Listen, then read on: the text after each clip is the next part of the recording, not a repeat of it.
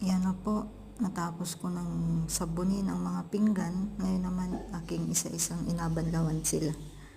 Ayan. Kikita nyo, isa-isa ko silang inabanlawan. Medyo mainit ang tubig. Ganito talaga dito sa Middle East. Pag tag-init, sobrang init ng tubig.